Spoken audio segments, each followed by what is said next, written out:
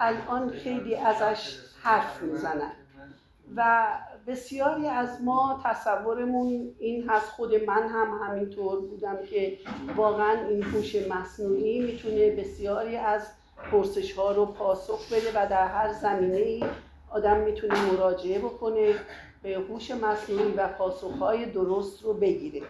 خب من از رشته های دیگه روشن هست که نمیتونم داوری کنم در زمینه های دیگه، ولی با خودم فکر کردم که در زمینه زبان و ادبیات فارسی یه امتحانی از این هوش مصنوعی بگیرم دیگه، ببینیم که واقعا چقدر میشه اعتماد کرد و چقدر میشه تکیه کرد به این هوش مصنوعی.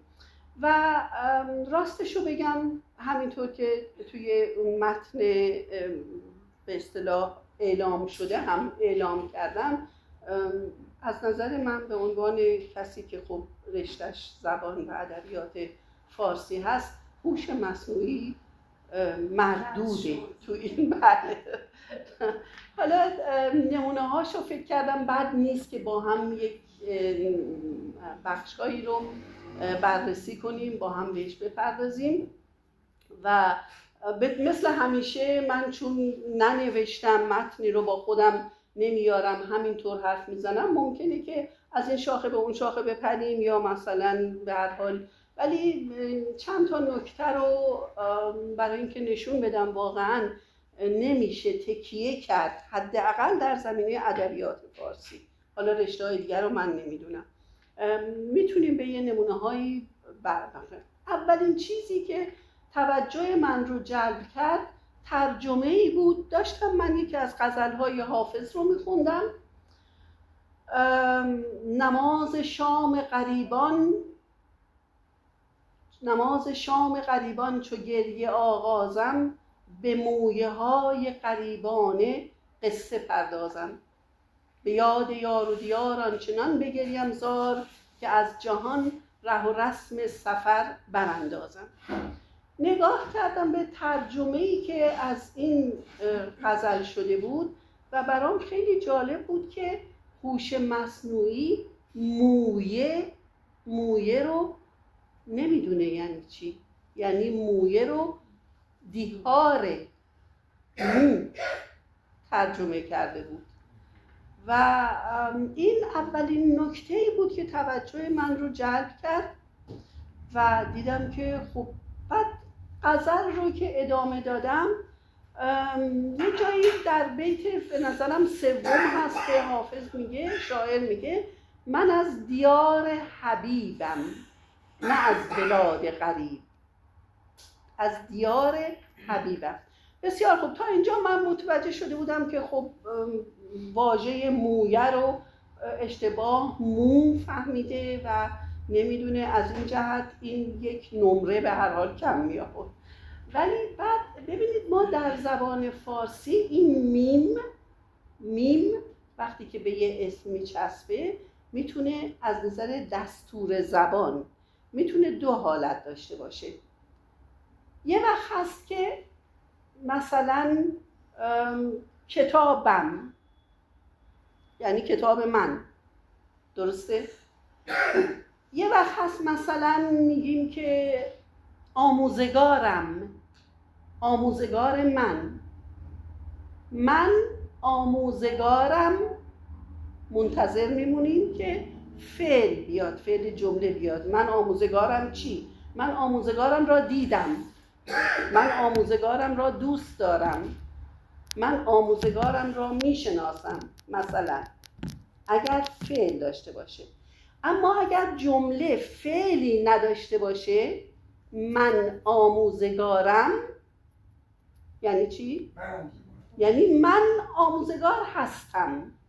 یعنی این میمی که به اسم میچسبه گاهی مالکیت رو نشون میده، اول شخص مفرد، کتابم، کتاب من، آموزگارم، آموزگار من، اما گاهی فعل هست، فعل زمان حال برای اول شخص مفرد، یعنی مخفف فعل هست، مخفف هستم هست.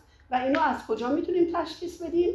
اگر در جمله فعل دیگری آمده باشد من آموزگارم را دوست دارم، من آموزگارم را دیدم، من آموزگارم را میشناسم. در این صورت اون میم یعنی میم مالکیت هست، آموزگار من. اما اگر جمله فعل نداشته باشه این میم مخفف هستم، من آموزگارم، یعنی من آموزگار هستم. در این شعر هم من از بلاد حبیبم نه از دیار غریب. یعنی چی؟ اینجا فعل هست دیگه، من از دیار حبیب هستم. حبیبم خب میدونید یعنی معشوق، یعنی نه از دیار غریب. بله اینجا میم مخفف هستم هست. و کسی که با زبان و با ادبیات که هیچ، حتی با زبان زندگی روزانه هم سر و کار داره، اینو تشخیص میده که اینجا این میم مخفف هستم هست، اینجا فعله. اما هوش مصنوعی اینجا ترجمه میکنه مین گلیبته، من از دیار معشوق من، من از دیار حبیبم. بله حبیبم یعنی معشوق من، اما من از، اگر میگفت من از دیار حبیبم هستم، من از دیار حبیبم می آیم، اینجا میشد اون وقت این میم مالکیت یعنی حبیب من، یعنی معشوق من. اما چون فعل دیگری نیست در جمله میگه من از دیار حبیبم نه از بلاد غریب، یعنی من از دیار حبیب هستم نه حبیب من. خب تا اینجا پس متوجه شدم که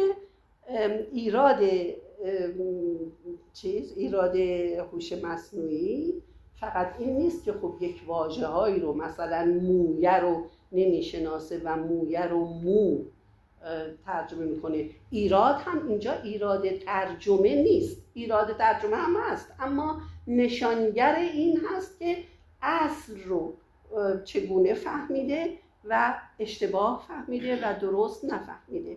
پس تا اینجا یکی از نظر شناخت واژه ها و یکی از نظر دستور زبان میبینیم که نمره‌ای نمیاره هوش مصنوعی. این جریان منو به این فکر انداخت که واقعا یه امتحانی بگیرم.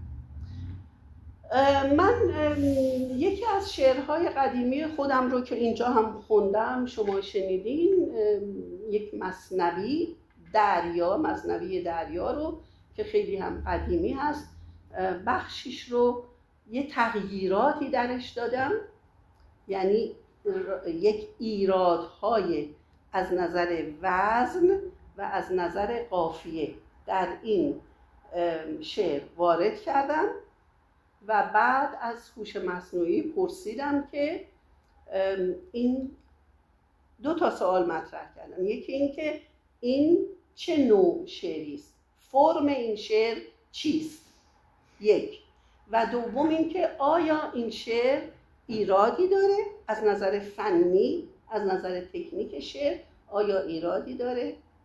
پاسخها شگفت انگیز بود. اولا که الان متن رو من اتفاقا کپی کردم و چون خودم اینجا نمیتونستم نشون بدم، از آقای دکتر فرستادم برای آقای دکتر ترکزاده و ایشون الان میتونن به ما نشون بدن اگر لازم باشه. حالا میگم خدمتتون یه توضیحی میدم، بعد از شما خواهش میکنم که نشون بدید.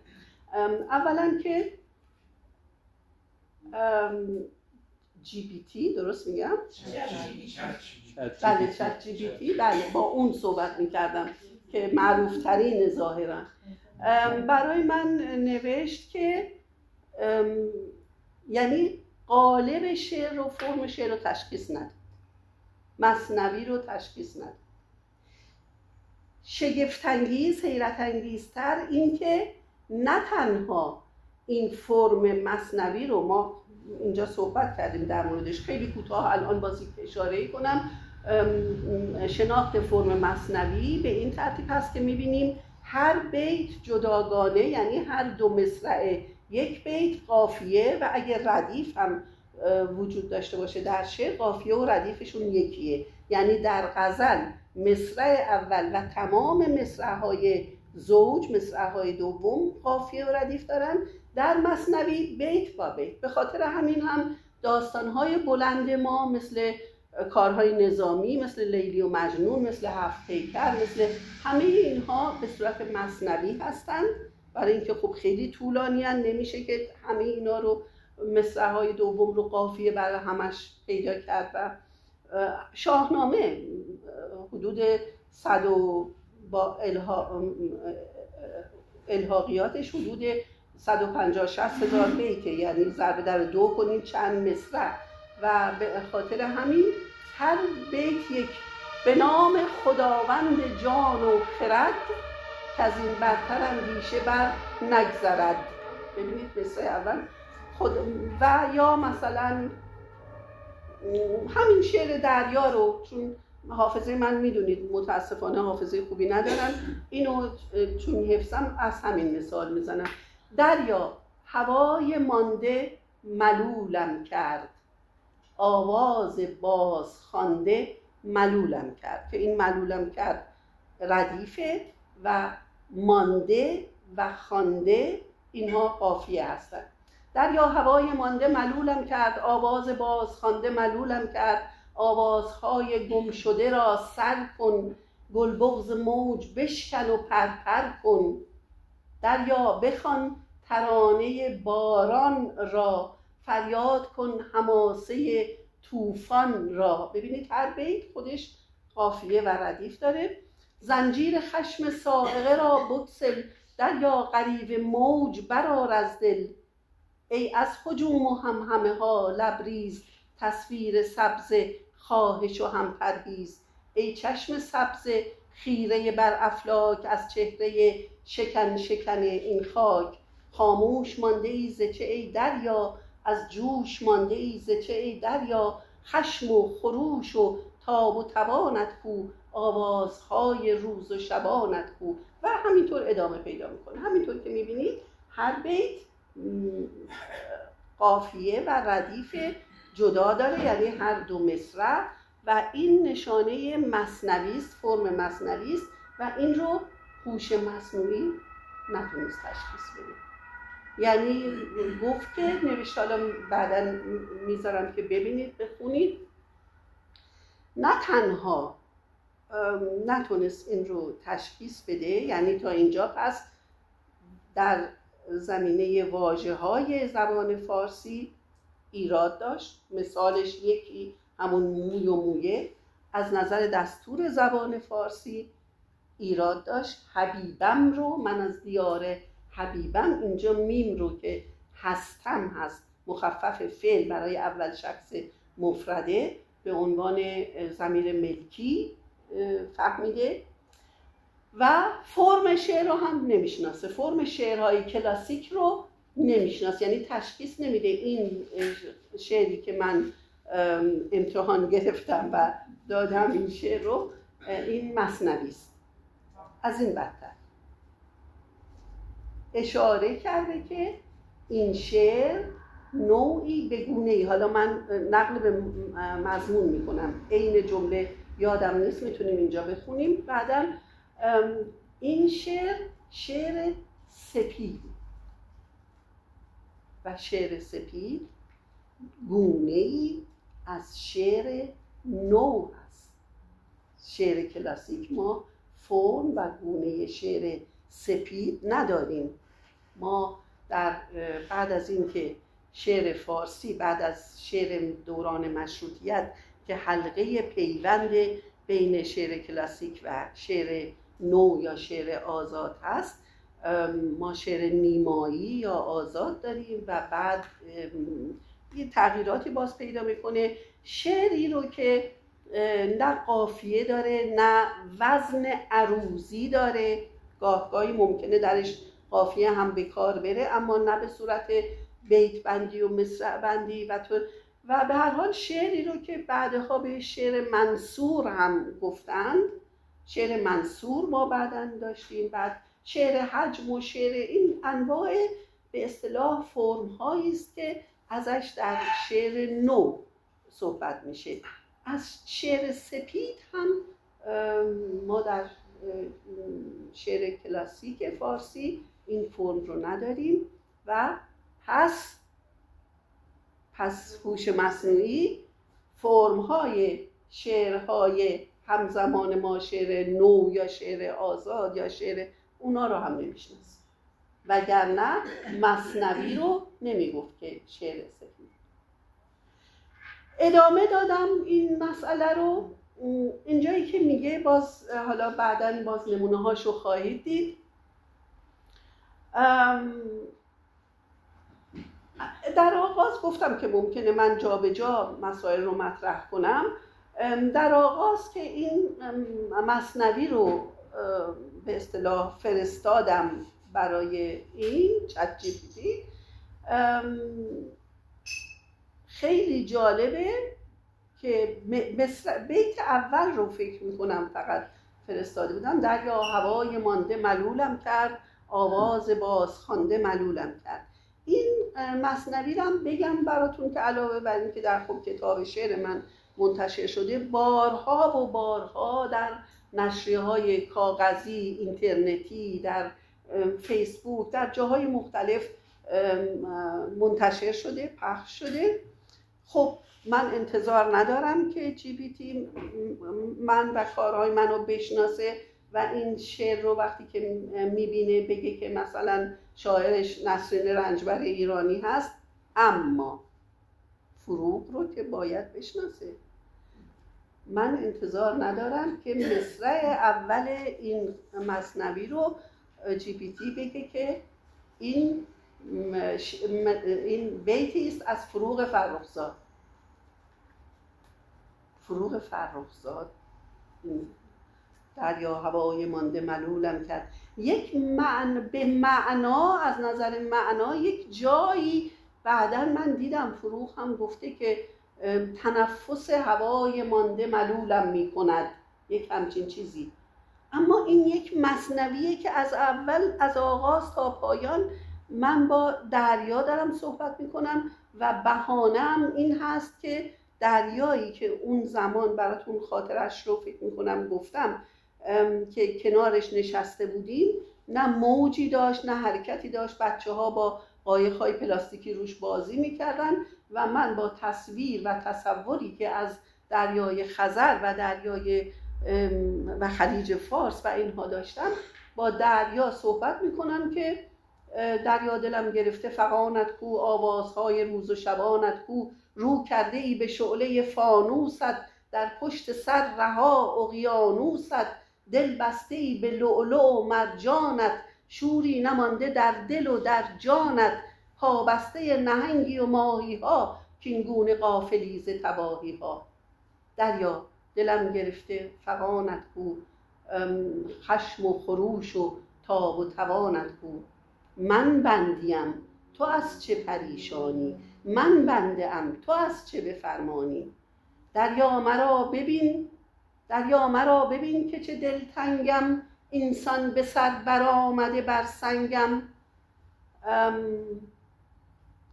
تنهایم و رهانیم از تنها، تنهایم و رهانیم از تنها، مردابم ارچه دل به سوی دریا. مرداب میشوی تو همه دریا، باور کن از من و منشین اینجا. راهی به جوی باری و راهی شو، دریا نمان پرنده و ماهی شو. و به همین ترتیب با این دارم صحبت میکنم. این شعری از فروغ فرخزاد نیست. من یا هر دوستدار زبان و ادبیات فارسی ممکن هست که این اشتباه رو بکنه، اما از هوش مصنوعی انتظار نمی رود. این هم از این. پس انواع شعر و شاعران رو هم هوش مصنوعی نمیشناسه. میخوام بگم من بی خود کسی رو مردود اعلام نمی کنم. در ادامه همین گفتگوی ما این چت جی پی تی از همین شعر که صحبت میکنه چند بار میگه که وقتی از انواع شعرها صحبت میکنه میگه این نه غزل هست، نه نمیدونم قصیده است، نه رباعی رو ر ب الف همزه ی مینویسه، یعنی مثل ربودن، مثلا از ربودن به، یعنی حتی اسم فرم‌های شعر کلاسیک رو نمیدونه، یعنی رباعی رو نمیدونه که با عین نوشته میشه و به معنی 4 مصرع هست، یعنی به دلیل اینکه رباعی 4 مصرع داره. اینم یک غلط دیگه. از بعد ضمن صحبت از این شعر جا به جا، یکی دو جا، حالا شاید جا به جا من دارم اقراق میکنم ببخشید، یکی دو جا میگه که در این شعر، باز نقل به معنا میکنم، ایهام به کار رفته، ایهام های تعریف میکنه، مثلا ایهام های قشنگ و خوبی، همچین چیزی، نقل به معنا به کار رفته. ایهام میدونین دوستان چیه؟ شما که همه علاقه‌مند به زبان و ادبیات هستین، ایهام یه اشاره بکنم وقتی است که یک واژه در دو معنا به کار میره و هر دو معناش رو میتونیم، یک معنا البته دقیق‌تره، نزدیک‌تره به اون چه که شاعر میگه به معنای شعر، ولی اون معنای دیگه هم خطا نیست. مثلا تا دل هرزگرد من رفت به چین زلف او، زان سفر دراز خود عزم وطن نمی کند.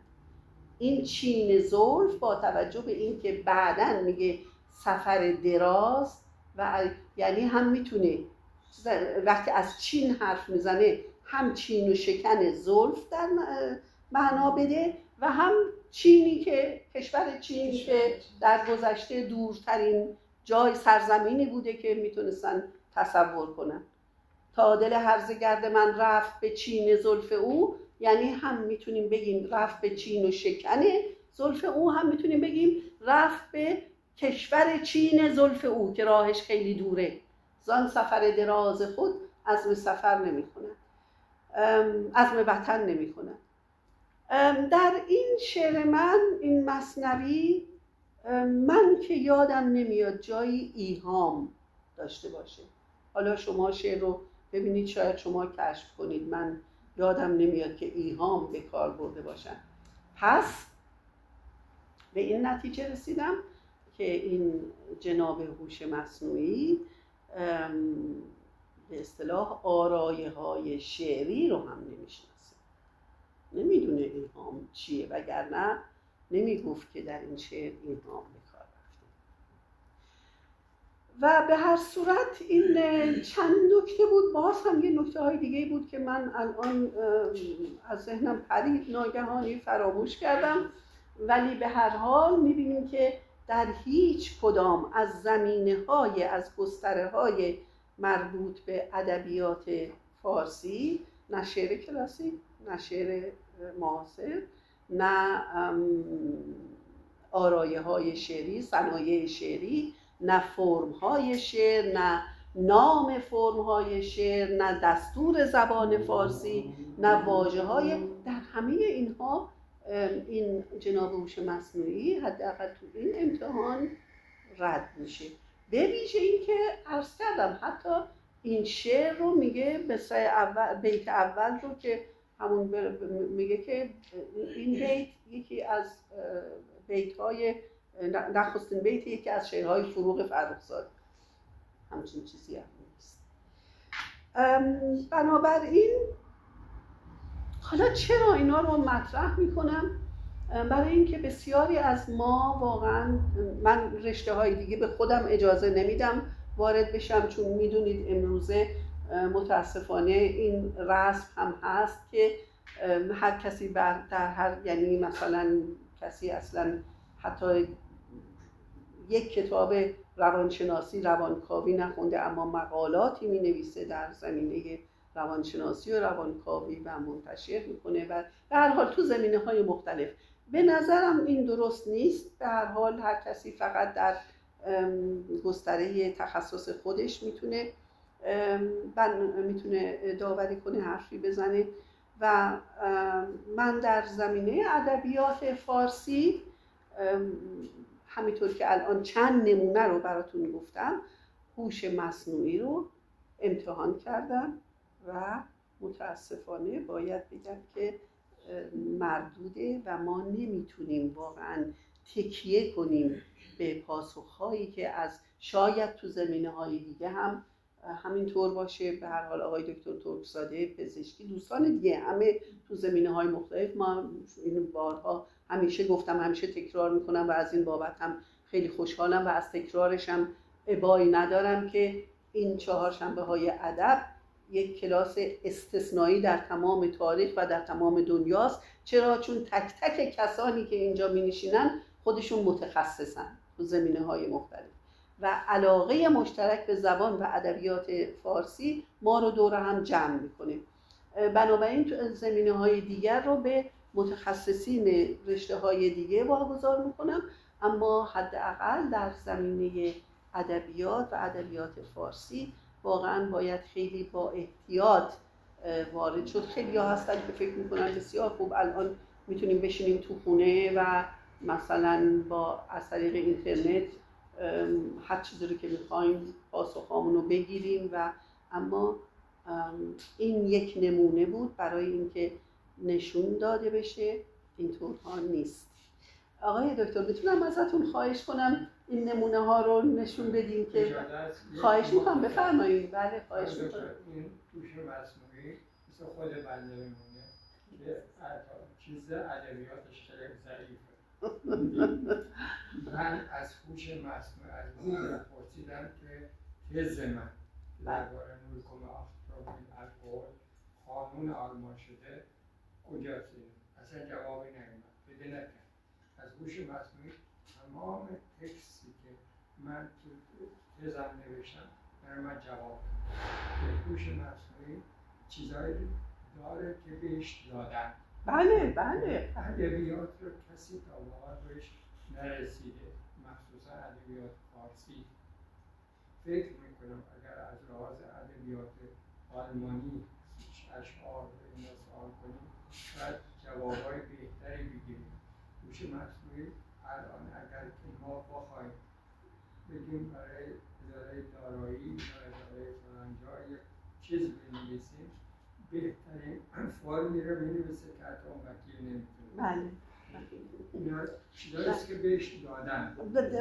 روشنه. بله در همه زمینه ها.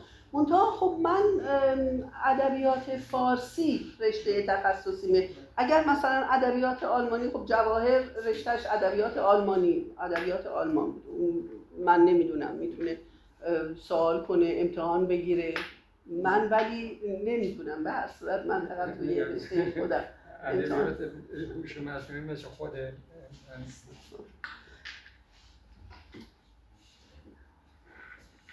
یعنی شاید واقعا باید یک کمی با احتیاط مراجعه کرد و به پاسخ، قطعا همه این پاسخ‌ها رو هوش مصنوعی هم دریافت کرده، جمع آوری کرده از خودش، اما به هر حال نتیجه‌ای که در اختیار مراجعه کننده میذاره نمیشه بهش اعتماد، حداقل در زمینه ادبیات. حالا تو بفرمایید آقای رمضانی. این چت‌جی‌پی‌تی که ما در اختیار داریم که نسخه رایگانش هستش، بله، در واقع ضعیف‌ترین چت‌جی‌پی‌تی هست. ورژن‌های مختلفی داره که رایگان نیستش و باید پرداخت بشه برای آبونمانش و یه نوع هم نیست، دو سه نوع هستش. این هستش که حالا شاید ورژن‌های قوی‌تر و بالاترش این نقص رو نداشته باشه، شاید ممکنه. بله سپاسگزارم. من میدونین که دانش اینترنتی من زیاد نیست و نمیدونستم که ممکنه که توی یعنی واقعا همیشه اینطور نباشه، اما در هر حال اون چه که الان در اختیار همه ما هست و ما میتونیم ازش استفاده کنیم، حداقل اطلاعات در این یک زمینه رو که من میتونم قضاوت کنم داوری کنم نداره. بفرمایید آقای کیارا. این دلیل نمیشه یکی به قول ایشون بس عضو بشه و عضو نیست نباید اطلاعات غلط بهش بده. میشه مگه؟ بله. در حال و اگر اینطور هست که شما فرمودید در واقع نمیشه 100% اعتماد کرد. دقیقاً. چون تنها در مورد ادبیات نیست، در مورد پزشکی هم هست. اونم ممکنه اشتباه بگه. پس قابل اعتبار 100% نیست. من عرض کردم من چون اون چرا که در تخصص خودم بوده ببینید و پرسش‌هایم پاسخ‌هایم که داده همه اینطور نیست که چیزهایی باشه که جمع آوری کرده.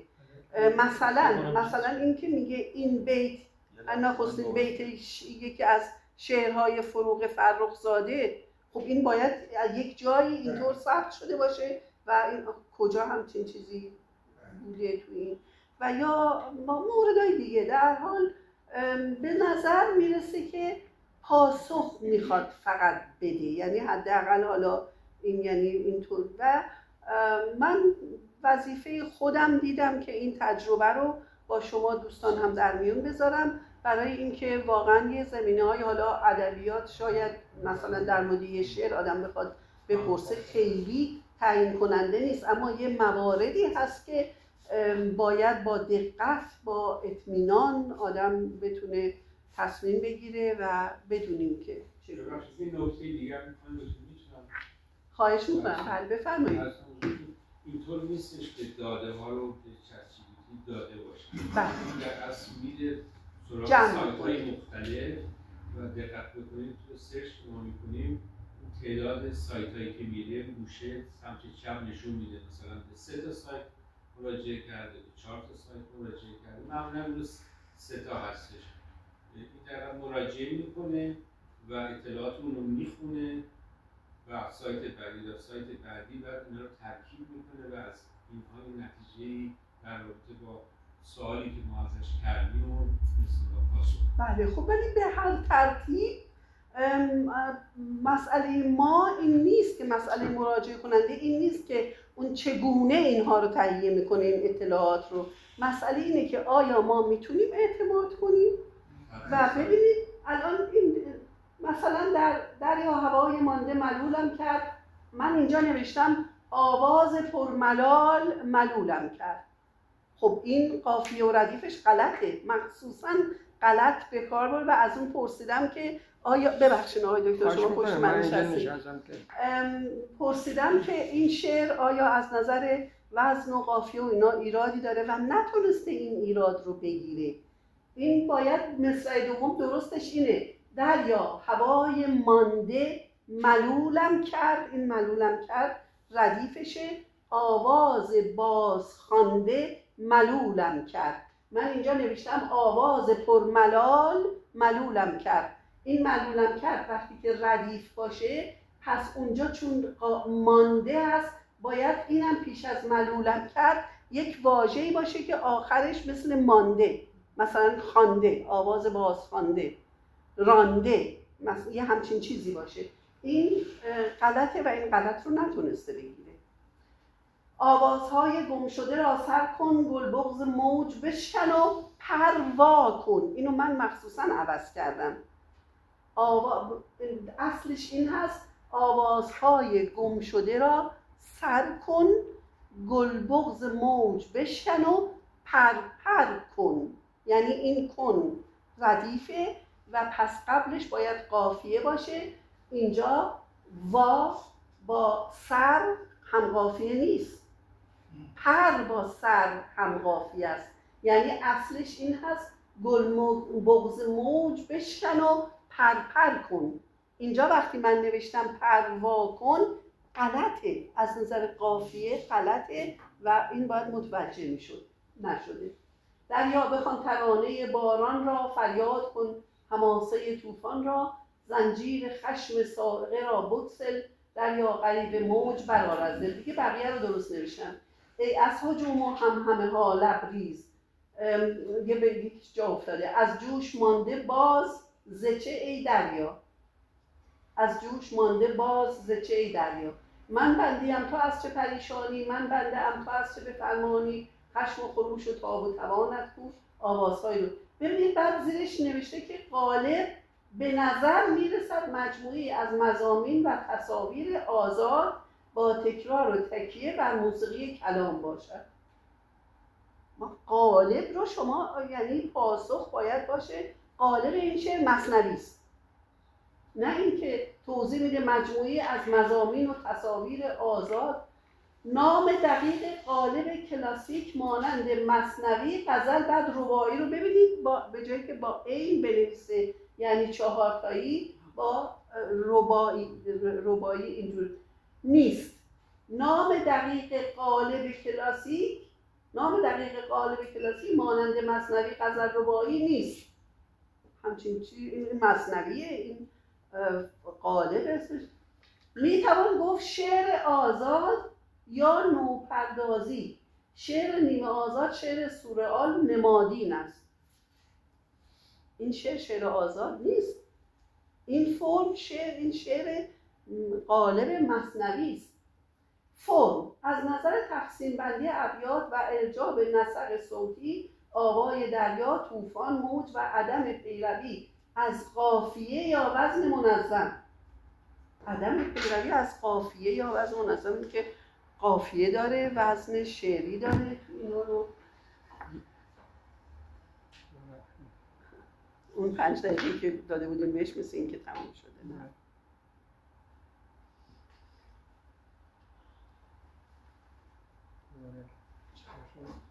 در حسن خودم جای ایراد نیست. خودتون میگی شعر هوش مصنوعی، چیز مصنوعی تلقیصشه. نه خب بله، ولی به جهت اینکه امروزه خیلی تکیه میشه دیگه واقعا و خوبه که این هم فقط از این جهت عرض کردم تو رشته های دیگه هم باید به هر حال حتما یعنی با احتیاط آدم پاسخهای این هوش مصنوعی رو بهش مراجعه کنه و بپذیره، چون تو این یه نمونه در زمینه ادبیات که بفرمایید مردوده واقعا، تجدیدی هم نه رده.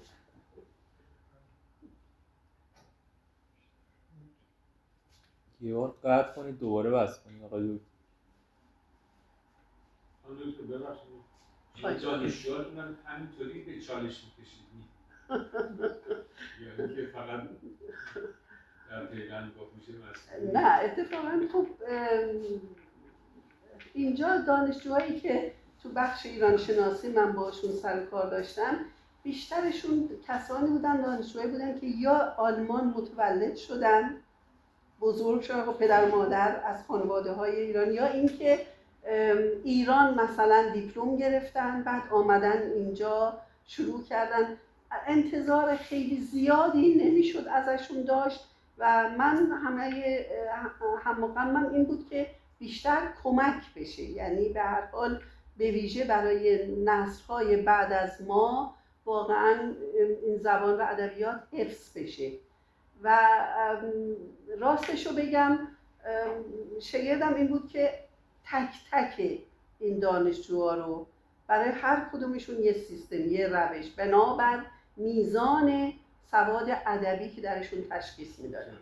اما یکی دو سه نفر هم همیشه شنونده آزاد داشتیم، از جمله تو این کلاس‌های من از جمله کسی بود که سالها هم ایران زندگی کرده بود، اسمش الان روزنلشر همچین چیزی بود. ایشون فارسی هم میدونست خیلی خوب، رشتهش هم مهندسی بود، آلمانی، و اون زمان حدود مثلا 20 سال پیش 55-6 سالش بود ایشون، ولی اجازه گرفته بود از بخش ایران شناسی توی این کلاس ها شرکت میکرد و عجیب علاقه‌مند به زبان و ادبیات فارسی بود و خیلی خوب همراهی میکرد.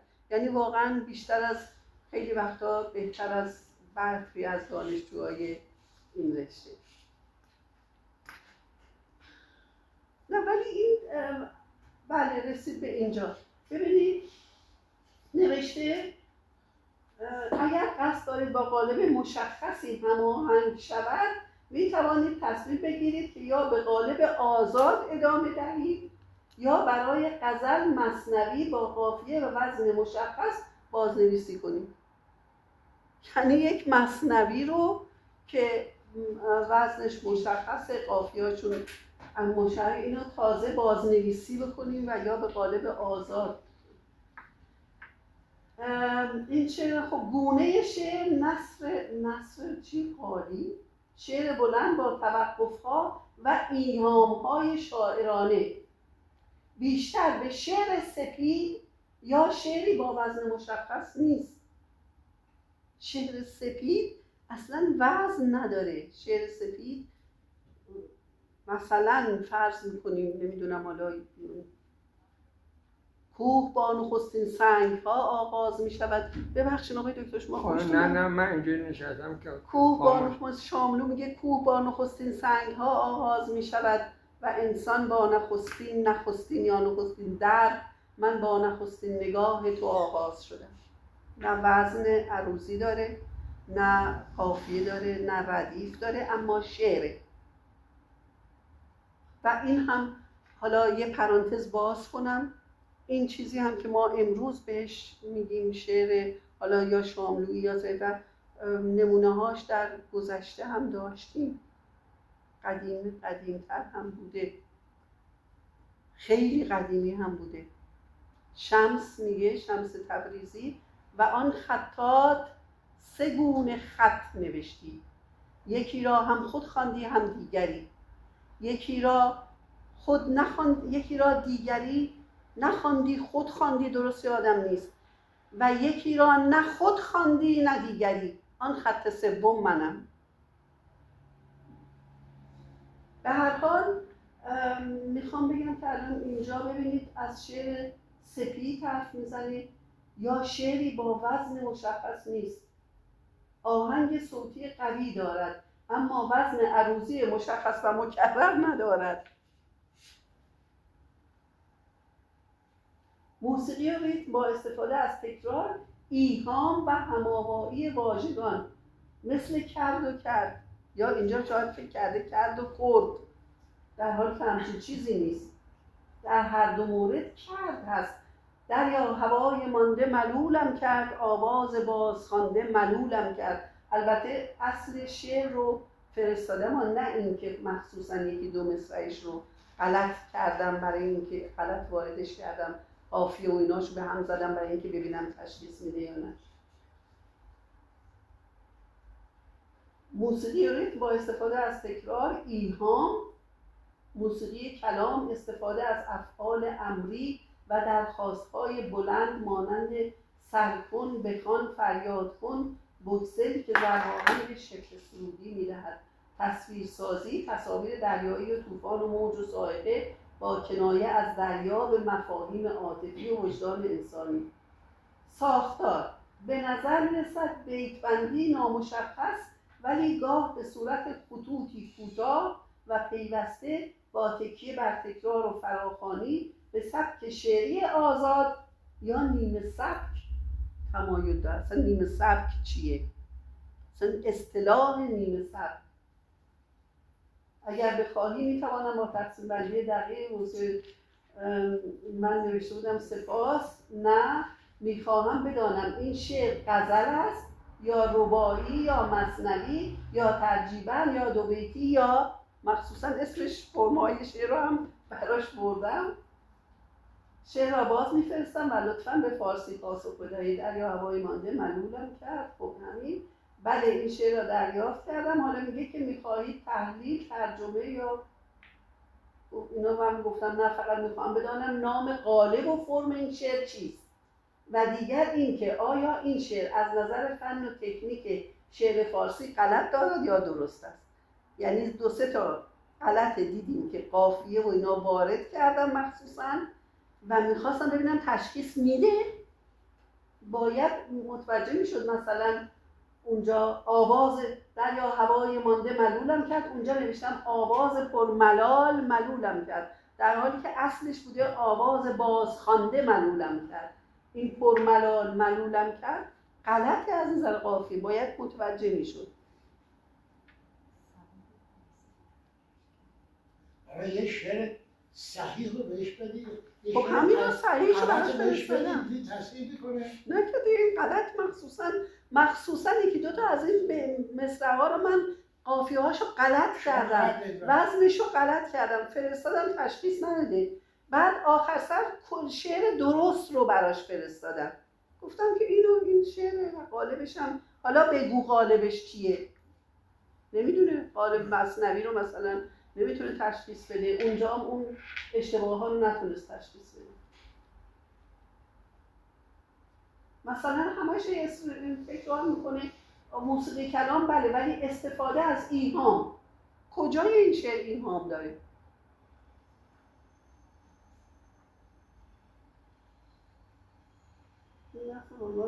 اگر قصد دارید با قالب مشخصی هماهنگ شود می توانید تصمیم بگیرید یا به قالب آزاد ادامه دهید یا برای غزل، مثنوی یا قافیه و وزن بازنویسی کنید. خلاصه نام دقیق قالب کلاسیک برای این متن نیست. به نظر می رسد شعر آزاد یا شبه آزاد باشد. اینا رو من براش نوشتم. این شعر در قالب مثنوی سروده شده است، اما از نظر فن و تکنیک شعر ایرادهایی در این شعر وارد شده است. در بعضی از بیت‌ها وزن شعر به هم ریخته است و درست نیست و در آخر بعضی از بیت‌ها قافیه و ردیف. من می‌خواستم بدانم آیا اینها را درست تشخیص دادم؟ یعنی می‌خواستم براش حتی نوشتم که این ایرادهایی تو این شعر وارد شده از نظر ولی بازم آخر سرم نوشتم که اصل این شعر مثنوی از من است، کسی آن را به این طرف دریا هوا، این اصل شعره. حالا بازم براش این رو هم که می نویسی از اول تا آخر درست بدون اون غلطایی که عمدن واردش کرده بودم.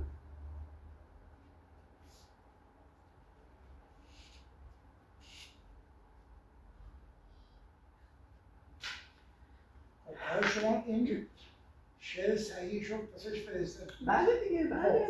حالا اون متوجه میشه تصحیح بکنه؟ نه ببینید من اول این شعر رو همینطور کامل و درست براش فرستاده بودم و نوشته بودم، پرسیده بودم که میخواستم بدونم میتونه تشخیص بده وزن این شعر چیه، قالب این شعر چیه، که نتونسته بود جواب بده.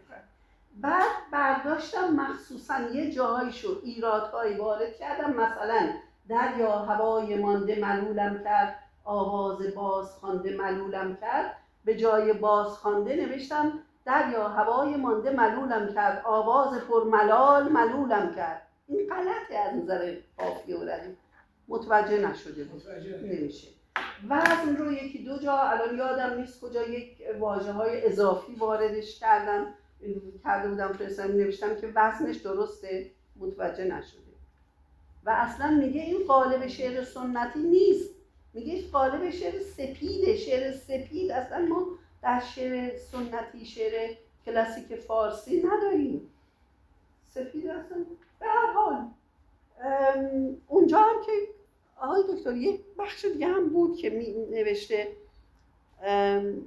همون اول که شعر کامل براش فرستاده بودم، نوشته که این بیت اول یکی از شعرهای فروغ فرخزاد است.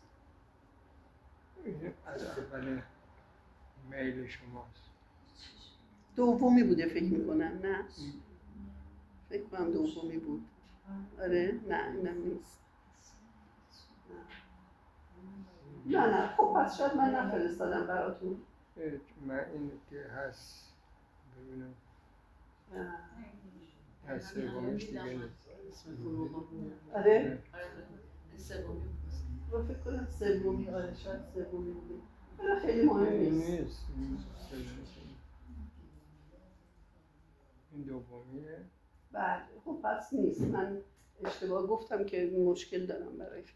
بسیار خوب دوستان، سپاسگزارم از حوصلتون، حوصله به خرج دادیم، گوش کردیم.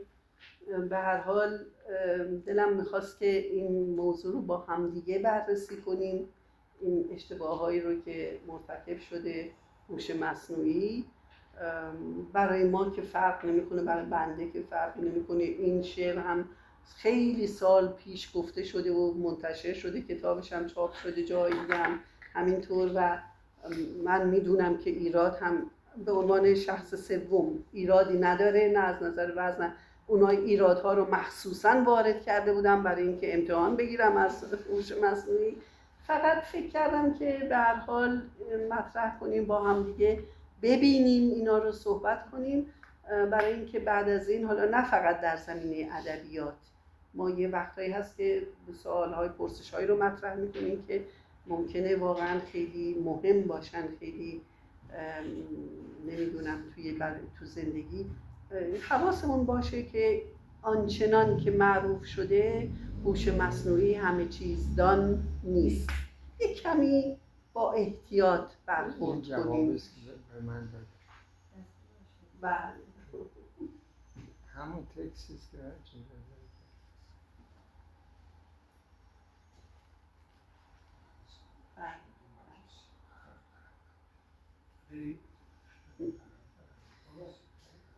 بله. خب دوستان، کسی صحبتی، حرفی؟ سپاسگزارم.